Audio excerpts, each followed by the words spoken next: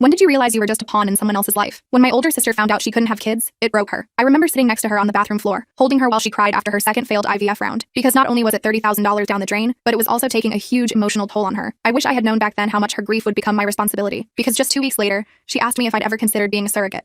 When I didn't say yes immediately, her tone changed. But you're the healthiest womb in the family. I don't know, Vanessa. I need time to think. As soon as I interrupted, she went completely silent and drove home. Apparently, I need time to think. Translated to, I'm selfish and cruel. Because that evening, the family group chat exploded. My mom messaged me paragraphs about how I was breaking my sister's heart. Even my sister's husband messaged me saying, I hope you know you're deciding whether or not my child exists. It was guilt, pressure, psychological warfare disguised as concern. I was backed into a corner and told I was holding someone's future hostage. Suddenly, I found the idea more and more appealing. After all, it was only 9 months of discomfort, right? I told myself I'd be proud to give her the one thing she wanted most in the world. I told myself family comes first, so I became her surrogate. The injections were rough. I was bloated, nauseous, and tired all the time. But I smiled through it all. Not for me, but for my sister, because she was glowing, finally excited again. I was on my way to her house for the gender reveal party when suddenly, a truck was driving dangerously close to me on the highway. I kept my distance, but as we made eye contact, I noticed the beer bottles that littered his car floor, the faraway look in his eyes, and that's when I knew he was drunk, like really drunk. And as soon as the realization hit me, so did the truck. Before I knew it, red was leaking onto my seat and I dialed 911. I rushed to the hospital, but I already knew. My body felt empty. I could feel my heart already shattered and mourning what was lost. But I still remember the moment the doctor confirmed it, that there was no heartbeat. I'd lost the baby. I stared at the monitor for almost an hour,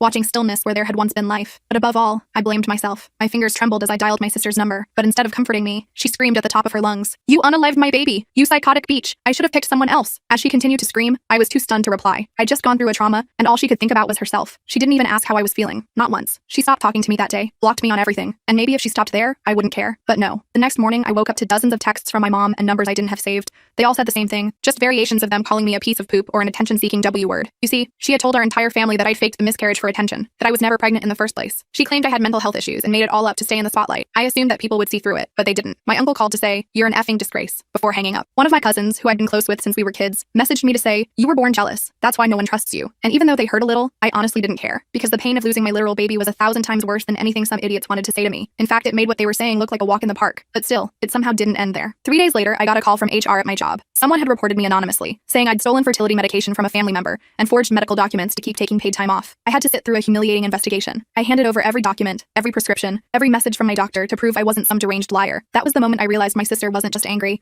She wanted to ruin me. But she forgot one thing. She left a trail. I had screenshots of our conversations, voice memos where she thanked me for carrying the baby, text messages confirming everything. So I compiled it all. I sent it to every family member who had doubted me. I laid it all out, calmly and methodically. I didn't add commentary. I didn't need to. The facts spoke for themselves. The next morning, I woke up to a knock on the door. It was some random man. He asked if I was ready for our date. I furrowed my brows and told him he had the wrong person. Throughout the day, this happened 2 more times, and then I finally figured it out. My sister had made a fake dating account for me, and in my bio was my address captioned with DTF whenever does knock. I was seeing red. The rest of the full video is on my channel and linked below.